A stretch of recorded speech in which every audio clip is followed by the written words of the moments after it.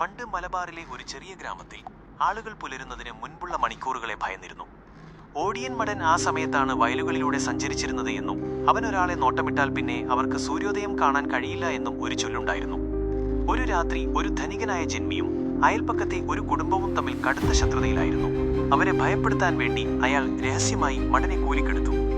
അന്ന് രാത്രി ആ ശത്രുവിന്റെ മകൻ വയലുകൾക്കിടയിലെ ഇടുങ്ങിയ വഴിയിലൂടെ വീട്ടിലേക്ക് മടങ്ങുമ്പോൾ ഒരു വിചിത്രമായ ശബ്ദം കേട്ടു. കുളമ്പടിക്കുന്ന ശബ്ദം.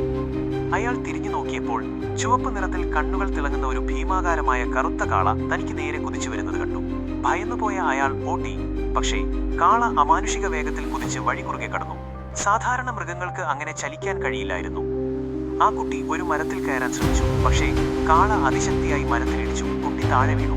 അലറുന്നതിന് മുൻപ് കാളയുടെ രൂപം മാറാൻ തുടങ്ങി. അതിന്റെ കാലുകൾ വിചിത്രമായി വളഞ്ഞു. മുഴ ചുരുങ്ങി. മങ്ങിയ നിലാവെളിച്ചത്തിൽ ഭയാനകമായ സത്യം വെളിപ്പെട്ടു. അത് മടൻ തന്നെയായിരുന്നു. ഒരു കോണകം മാത്രം ധരിച്ച് ശരീരത്തിൽ എണ്ണ പുരട്ടി കണ്ണുകൾ കോപത്താൽ ജ്വലിച്ചു. ആ കുട്ടി പിന്നീട് വീട്ടിലേക്ക് എത്തിയില്ല. പിറ്റേന്ന് രാവിലെ അവന്റെ കുടുംബം അവനെ വയലുകളുടെ അടുത്തായി മരിച്ച നിലയിൽ കണ്ടെത്തി. അവന്റെ ശരീരം ഞെരിഞ്ഞമർന്നതുപോലെ വളഞ്ഞും തിരിഞ്ഞു വരുന്നു. ആ രാത്രിക്ക് ശേഷം ആളുകൾ പരസ്പരം അടക്കം പറഞ്ഞു, നിങ്ങൾ പുലരുന്നതിനു മുൻപ് വയലുകളിലൂടെ നടക്കുകയാണെങ്കിൽ സൂക്ഷിക്കുക. കാരണം മടൻ എപ്പോഴും മനുഷ്യനായിട്ടല്ല വരുന്നത്. ചിലപ്പോൾ അവനൊരു കാളയായി വരും, ചിലപ്പോൾ വെറുമൊരു നിഴലായി മാത്രം. പക്ഷെ അവൻ എപ്പോഴും വരും.